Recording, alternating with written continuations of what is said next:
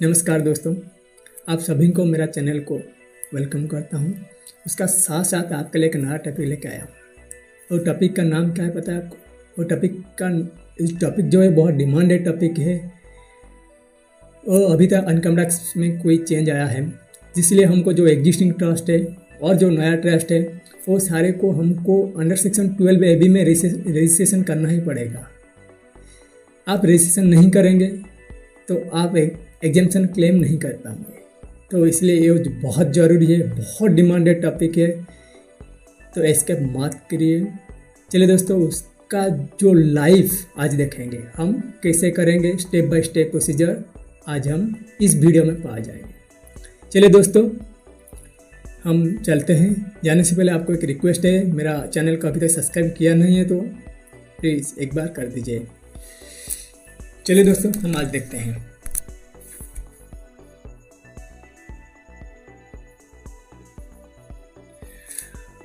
पहले आपको जाना ही पड़ेगा क्या दोस्तों, इनकम टैक्स साइट को जाना ही पड़ेगा। तो इसीलिए टाइप कर लीजिए मेरे साथ साथ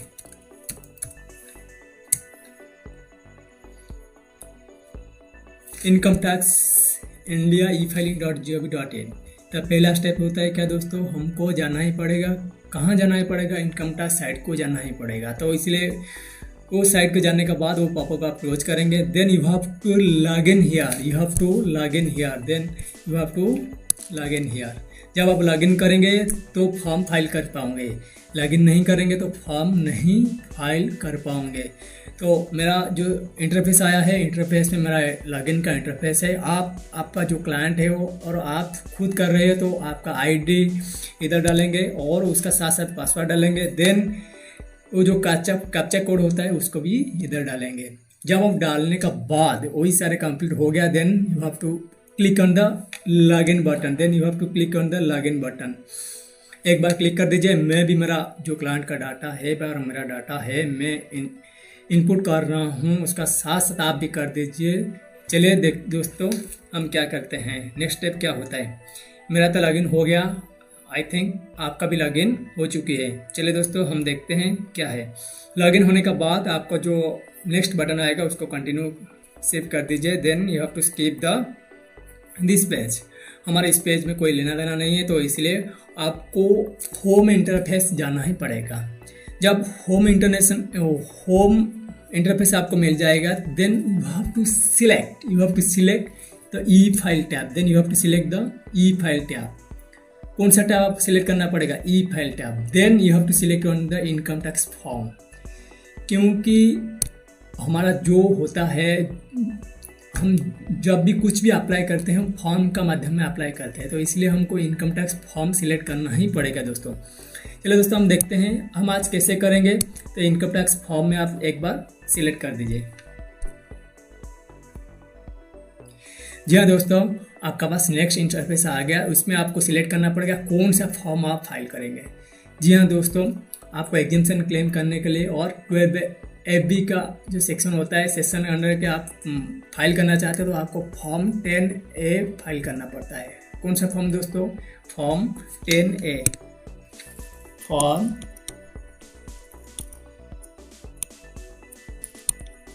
10A दोस्तों, आपको क्या फाइल करना पड़ेगा दोस्तों? Form 10A। तो इसीलिए आपको कौन सा फाइल चूज करना पड़ेगा? Form 10A। देन दोस्तों, आपको फॉर्म का नेम सिलेक्ट करना पड़ेगा। जो पैन जो वो प्रीफिल आ जाएगा, तो फॉर्म आप इधर सिलेक्ट कर दीजिए। मेरा फॉर्म क्या है? Form 10A। तो एप्लीकेशन फॉर रजिस्ट्रेशन और प्रोविजनल रजिस्ट्रेशन और इंटीमेशन और अप्रूवल और प्रोविजनल अप्रूवल। आप इस फॉर्म को जब सिलेक्ट करेंगे, देन उसका साथ साथ आपको असेसमेंट ईयर चेंज सिलेक्ट करना पड़ेगा। देन ऑटोमेटिकली वो आ जाएगा। Then you have to click on the continue button. एक बार आप कंटिन्यू बटन पर क्लिक करेंगे तो वो फॉर्म का जो जनरल इंस्ट्रक्शन होता है आपको मिल जाएगा। आप चाहे तो पढ़ सकते हो, नहीं तो इस वीडियो में तो सब कुछ बताऊंगा, तो इसलिए आपको नहीं पढ़ना जरूरी नहीं है। चलिए दोस्तों, हम डायरेक्ट फॉर्म फिलअप फाइल करते हैं। जी हाँ दोस्तों, मेरा जो क्लाइंट होता है उसका वो सारे डिटेल्स जो सीरियल नंबर 1 में वो सारा डिटेल्स ऑटोमेटिकल फिल हो जाएगा, तो आपको कुछ करना ही नहीं पड़ेगा। तो सेक्शन 2 से आपको फिलअप करना ही पड़ेगा।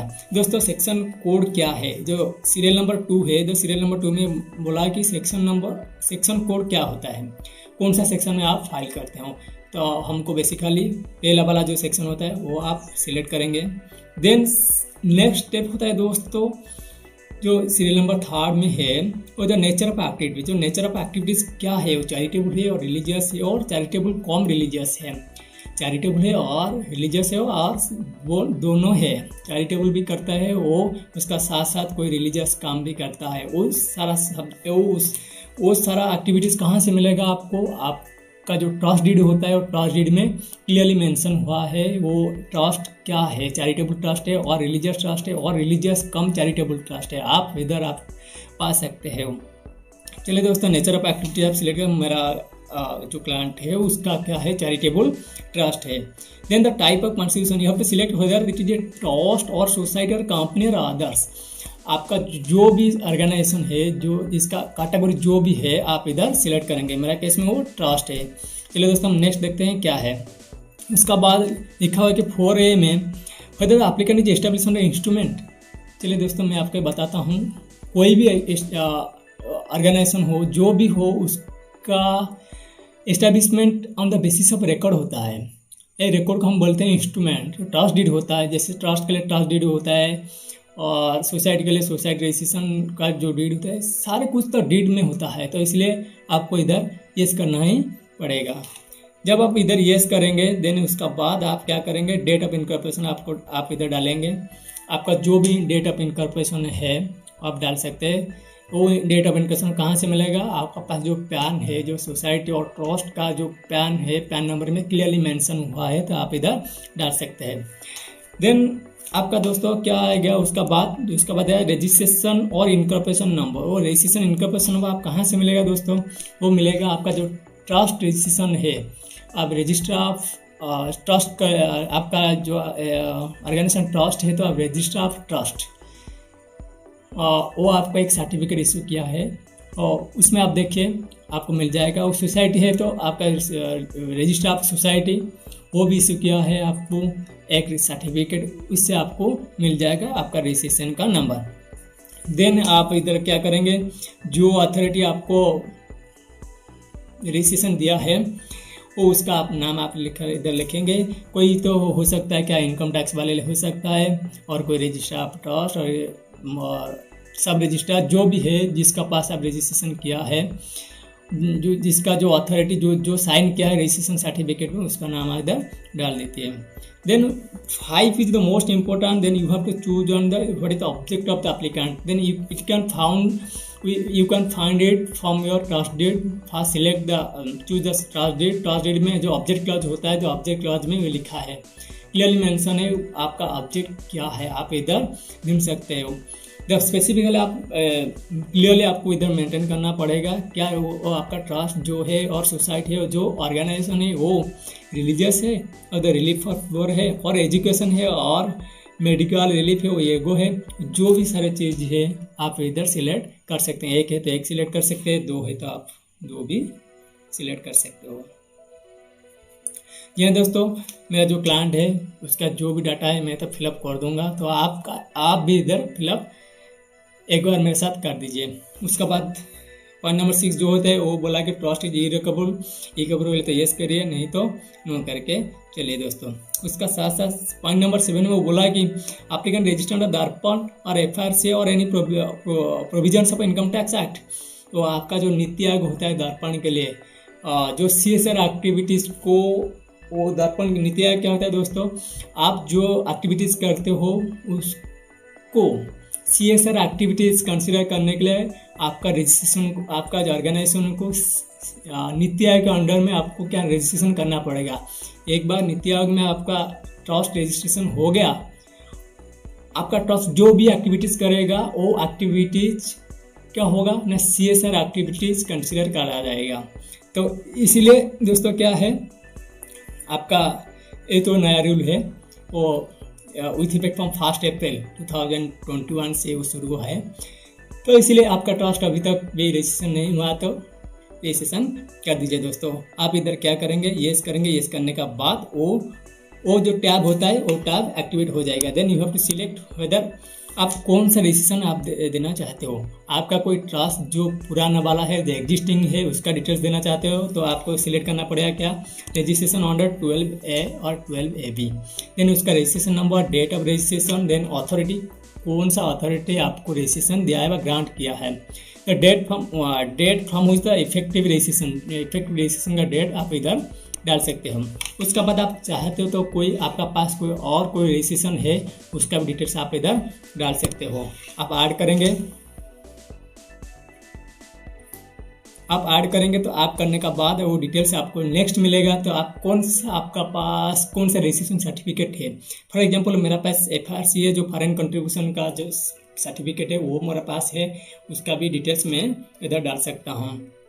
देन फॉर एग्जांपल आपका पास ATG का क्या है, ATG और जो दर्पण जो नीति आयोग होता है, नीति आयोग का कोई सर्टिफिकेट है दर्पण का, आप इधर भी डाल सकते हो। और अदर आपके पास और कोई भी सर्टिफिकेट है आप इधर आप डाल सकते हो। देन दोस्तों पॉइंट 8 में क्या होता है, एप्लीकेशन इमेज रिजेक्ट से बोला कि पहले आपका कोई एप्लीकेशन रिजेक्ट हुआ है, आप एप्लीकेशन दिया है कोई अथॉरिटी को, लेकिन अथॉरिटी को सेटिस्फाई नहीं कर पाया तो इसलिए तो आपका रजिस्ट्रेशन रिजेक्टेड हो गया था। उसका कोई है इंस्टेंस है तो आप इधर येस करेंगे। येस करने के बाद आपको क्या करना पड़ेगा, उसका जो रिजेक्शन का रीजन होता है आपको देना पड़ेगा आज अटैचमेंट। मेरा केस में नहीं है तो इसलिए दोस्तों मैं नो सिलेक्ट करता हूँ। 8B में क्या लिखा है दोस्तों, whether the claiming exemption under clause 21 of section 10, कोई आप क्लेम करते हो सेक्शन 10 में, मेरा जो ये होता है तो 11 में है, सेक्शन 11 में कंसिडर करते हैं तो इसलिए मैं इधर क्या करेंगे दोस्तों, नो करेंगे। उसके बाद वो डिटेल्स ऑफ प्रमोटर्स, ऑथर्स और सेटलर्स, वो जो भी हो सोसाइटी के मेंबर्स है उसका डिटेल्स आप इधर भरेंगे। उसका आपका क्या नेम आप इधर भरेंगे। फॉर एग्जांपल XYZ उसका नेम है, उसका नेम क्या है, XYZ होता है, वो उसका क्या है, ऑथराइज सिग्नेटरी हो सकता है, ट्रस्टी हो सकता है, सेटलर है। मेरा कैसे फॉर एग्जांपल ऑथर है, ऑथर का क्या आपका डिटेल्स ID प्रूफ देना पड़ेगा, डिटेल्स देना ही पड़ेगा। तो ID आप सिलेक्ट करें कौन सा ID आप देना चाहते हो, अदर पैन देना चाहते हो और आधार कार्ड देना चाहते हो। फॉर एग्जाम्पल मैं पैन देना चाहता हूँ। उसका साथ साथ आपका यूनिक ID की मीन्स आपका जो पैन का जो नंबर होता है आप इधर डालेंगे, उसका साथ उसका एड्रेस आप उधर डालेंगे। देन एड्रेस डालने के बाद मेन इंपॉर्टेंट होता है दोस्तों उसका mobile number, then email ID, mobile number and email ID।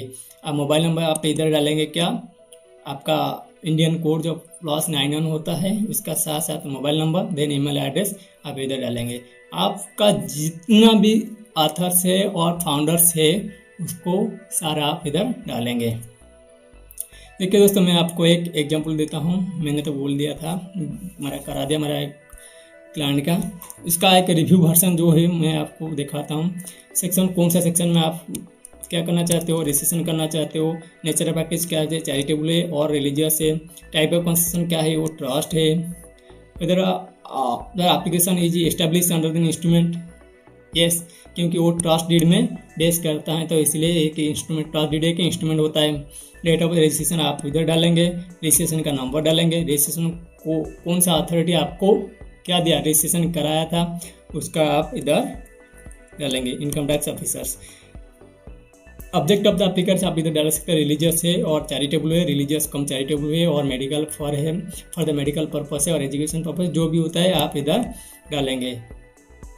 इसका साथ साथ क्या डालेंगे दोस्तों, वो जो दर्पण में रजिस्ट्रेशन हुआ कि नहीं, FRC में जो भी हुए आपका पास कोई रजिस्ट्रेशन सर्टिफिकेट है उसका डिटेल्स आप इधर डालेंगे।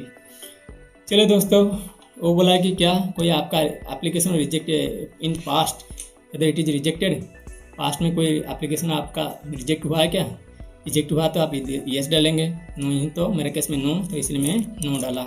उसका साथ साथ बोला है कि सेक्शन 10 में आप क्लेम करते हो, पर एक चीज़ ध्यान रखिए दोस्तों, आप सेक्शन 11 में क्लेम करते हो, जो ट्रस्ट होता है सेक्शन 11 में क्लेम करेंगे, आप सेक्शन 10 में क्लेम नहीं कर सकते हैं तो इसलिए आप इधर क्या करेंगे दोस्तों, नो डालेंगे। उसके बाद आपको डालना है क्या, ट्रस्टी का डिटेल्स। जो की पर्सन होता है आपका ट्रस्टी, फाउंडर्स, सेटलर्स, उस जो भी मेंबर होता है आप जो जिसके लिए वो ऑर्गेनाइजेशन चल रहा है ये, और जो की मैनेजर पर्सन होते हैं उसका डिटेल्स आपको इधर डालना ही पड़ेगा।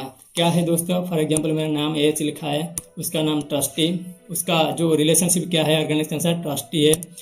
क्या ट्रस्टी का क्या आईडी प्रूफ देना आप चाहेगा, आइडेंटिफिकेशन कैसे हम ट्रस्टी का करेंगे, तो इसलिए आपको पैन नंबर देना ही पड़ेगा, पैन का नंबर। देन उसके बाद उसका क्या देंगे आप, उसका एड्रेस देंगे। एड्रेस देने के बाद इधर आपका phone number and email ID आपको डालना पड़ेगा दोस्तों। इसका साथ साथ मैं आपको लेना चाहता हूँ लाइव लोकेशन के दोस्तों। जी हाँ दोस्तों, वो जो 10 नंबर पॉइंट होता है दोस्तों, 10 नंबर में क्या है, वो ऑटोमेटिकली प्रीफिल होके आता है, आपको कुछ नहीं पढ़ना पड़ेगा। आप लास्ट ईयर कोई फाइल किया है तो आप इधर ऑटोमेटिकली वो यस हो जाएगा। देखिए दोस्तों, उसमें जो कॉलम होता है, जो टैब है वो एक्टिवेट नहीं है। जो टैब आपके लिए एक्टिवेट नहीं है आप छोड़ दीजिए, आगे बढ़िए। आपका पास आपको कोई इन्फॉर्मेशन देना चाहिए। चलिए दोस्तों, उसका बाद क्या है, सेक्शन 20 में आपको डालना है income received in the 3 years immediately preceding to the previous year. आपसे बोला है कि जो प्रीवियस ईयर, जिस ईयर में आप क्या करते हो, एप्लीकेशन देते हो, उससे पहले जो 3 इयर्स होता है, 3 इयर्स में आपका क्या है, आपका जो इनकम है उसका सारा डिटेल्स वो देने के लिए बोलता है दोस्तों। आप इधर क्या करेंगे, ईयर चूज करेंगे। ईयर चूज करने के बाद वो डिटेल्स आपको भरना पड़ेगा। ये मेरे केस में वो एक्टिवेट नहीं है। चलिए दोस्तों, ये ऑटोमेटिकली मेरे केस में क्या डिजेबल है, तो इसीलिए मुझे नहीं देना ही पड़ेगा।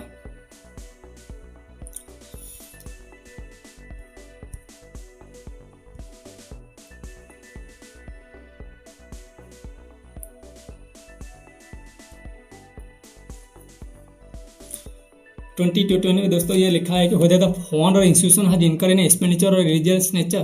से बोला है कि कोई फॉर्म जो whether the fund or institution, जो इंस्टीट्यूशन है कोई एक्सपेंडिचर किया कि रिलीजियस पर्पस के लिए, आपका जो ऑर्गेनाइजेशन रिलीजियस, तो ऑर्गेनाइजेशन ऑब्जेक्टिव रिलीजियस है, तो आप एक्सपेंडिचर जरूरी तो करना तो जरूरी है। आप एक्सपेंडिचर किया है तो उसका डिटेल्स आप इधर भरेंगे। क्या टोटल फाइनेंशियल क्या है, आप कितना टोटल इनकम है, आप इनकम से कितना आप क्या है, कितना आप एक्सपेंडिचर क्या है, उसका परसेंटेज आप इधर डालेंगे। लेकिन मेरा केस में क्या है, रिलीजियस एक्टिविटीज़ है, जो चैरिटेबल है, तो इसीलिए मेरा वो टैब एक्टिवेट नहीं है। आपका पेज जो रिलीजियस होगा तो इस केस में आप क्या करेंगे, इधर आप डाल सकते हैं। वही चीज़ डालने का बाद आपको क्या करना पड़ा दोस्तों, आप जाइए वेरिफिकेशन टैब में। कौन सा टैब में दोस्तों, वेरिफिकेशन टैब में आपको स्पेसिफिकली देखना पड़ेगा आपका नाम क्या है, आपका बाबा का नाम से ऑटोमेटिकल आ जाता है दोस्तों। इसका आपको सिर्फ इधर लिखना है आपका जो पोजीशन क्या है, कैपेसिटी क्या है, आप इधर सिर्फ किसी लिखना है। आप जनरल सेक्रेटरी हैं और ट्रस्टी है, जो भी है, जो ऑथराइजेशन करता है इसके लिए साइन करने के लिए, उसका नाम देंगे। उसके बाद आपको 2 चीज़ डालना है, वो उसका प्लेस ऑफ द सिग्नेचर डालना है, सिर्फ इतना ही डालना है। इतना डालने का बाद आपको क्या करना है, सेव द ड्राफ्ट करेंगे। सेव ड्राफ्ट करने के बाद आपको क्या करना है, प्रीव्यू करना है। क्या करना है दोस्तों, आप प्रीव्यू करेंगे। प्रीव्यू करने का बाद आपको मिल जाएगा इस टाइप का एक फॉर्म मिल जाएगा दोस्तों। क्या मिल जाएगा, इस टाइप का फॉर्म मिल जाएगा। फॉर्म में लास्ट को आपको देना ही पड़ेगा attachment. This is the most important दोस्तों। आप अटैचमेंट क्या क्या है, this is the most important for you. This is the attachment. आप अटैचमेंट क्या क्या अटैचमेंट देंगे। फर्स्ट अटैचमेंट होता है दोस्तों the instrument creating the trust. This is the trust deed. This is the trust deed दोस्तों, this is the trust deed. Second point is the certificate, the copy of document evidence the creation of the trust. This is also known as the trust deed. Trust deed और जो deed आप बना है उसका details आपको देना ही पड़ेगा। थर्ड पॉइंट इज दोस्तों registration, copy of registration with the register of company, जो register of form, registration society. आपका जो ट्रस्ट है जो कौन सा एक्ट में रजिस्टर हुआ है, ट्रस्ट एक्ट में रजिस्टर हुआ है और सोसाइटी एक्ट में रजिस्ट्रेशन हुआ है, उसका आपको ध्यान से देखना ही पड़ेगा। आप देखेंगे तो एक रजिस्टर सर्टिफिकेट आपको मिल जाएगा। क्या मिलेगा, मिल जाएगा, एक रजिस्ट्रेशन का सर्टिफिकेट मिल जाएगा। वो इसको हम बोलते हैं सर्टिफिकेट फॉर्म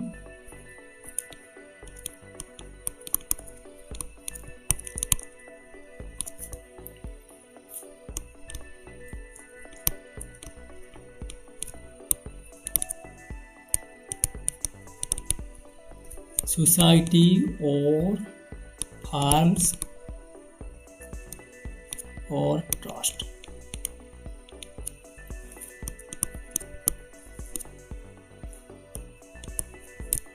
वो चीज़ है, वो certificate form registrar of society और फार्मर ट्रस्ट, जो ट्रस्ट का जो लीगल सर्टिफिकेट होता है सब रजिस्टर का पास हम करते हैं नॉर्मली। सब रजिस्टर के पास सब से जो सर्टिफिकेट आए उसका एक कॉपी हमको इधर डालना ही पड़ेगा। उसका बाद दोस्तों वो जो है ओरिजिनल है, आपका पास कोई सर्टिफिकेट है जो हम आप दिया है जैसे कि नीति आयोग का सर्टिफिकेट, FRCA का सर्टिफिकेट, उसका सारी डिटेल्स आप इधर ही देना ही पड़ेगा दोस्तों। पॉइंट 4 में दोस्तों लिखा हुआ है कि फॉरेन कंट्रीब्यूशन रेगुलेशन एक्ट जो FRCA होता है दोस्तों, FRCA का सर्टिफिकेट है तो आप इधर डालना है, आपको आप इधर डालेंगे।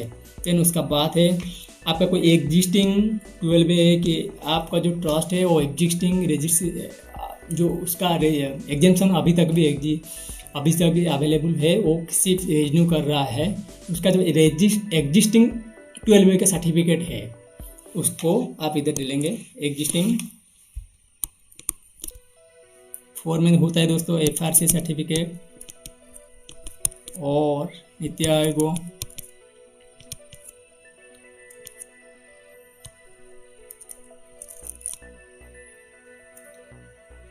सर्टिफिकेट। उसका बाद है दोस्तों एग्जिस्टिंग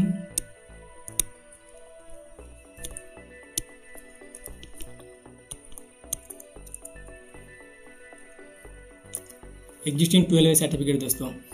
लास्ट इज दोस्तों this is the most important, वो क्या लिखा है आप इधर देख सकते हो दोस्तों। इधर क्या है, the self certified copies of annual accounts दोस्तों। ये क्या लिखा है, ठीक है दोस्तों, देखिए ये क्या लिखा है, annual accounts not the annual reports दोस्तों। Annual accounts means balance sheet and PL, balance sheet and PL। Trust case में क्या होगा दोस्तों, balance sheet, income expenditure, receipt payment, most probably this item in case of trust. आपको इधर देना पड़ेगा कौन सा ईयर का, 3 इयर्स का दोस्तों, 3 इयर्स का, लास्ट 3 इयर्स का। आपको लास्ट 3 इयर्स का balance sheet and income expenditure आपको इधर डालना ही पड़ेगा दोस्तों।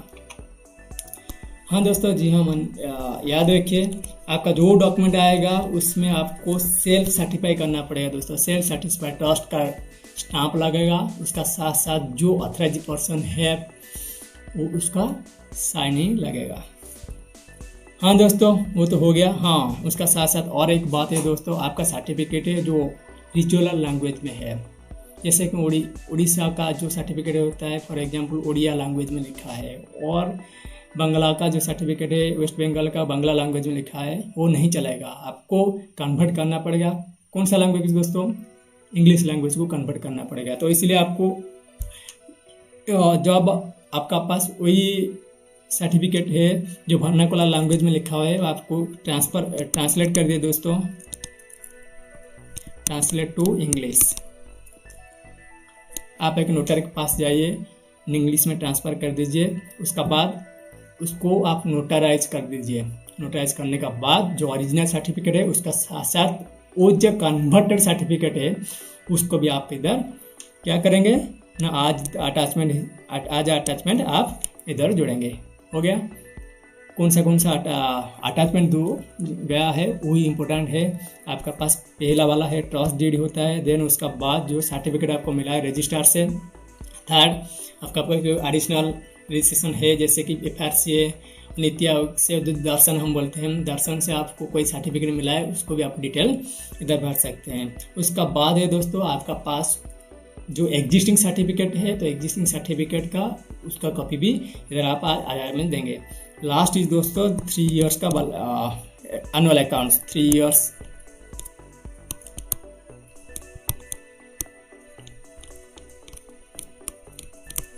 आपको देना पड़ेगा। लास्ट 3 इयर्स का एनुअल अकाउंट आपको इधर आज अटैचमेंट जोड़ना ही पड़ेगा दोस्तों। उसका बाद आपको क्या करना है दोस्तों, आप नॉर्मली जनरल आपका करेंगे, सबमिट बटन पे आप क्लिक करेंगे। सबमिट बटन में क्लिक करने के बाद आपको वेरिफिकेशन कोड आ जाएगा, आप वेरीफाई कर दीजिए। आप चाहे तो आपका जो फॉर्म DSC माध्यम में रजिस्ट्रेशन हुआ था, आप DSC लगाकर आपको वेरीफाई करना पड़ेगा। और EBC आपका DSC रजिस्ट्रेशन नहीं हुआ ये तो आपको क्या करना पड़ेगा, ABC माध्यम में आपको उसका जो वेरीफाई होता है वेरीफाई आप करेंगे। उसका साथ साथ आपका जो फॉर्म 10 का जो प्रोसीजर है वो कंप्लीट हो गया। चलिए दोस्तों, हम फिर मिलेंगे नेक्स्ट वीडियो में। तब तक जय जगन्नाथ, जय जगन्नाथ, जय जगन्नाथ।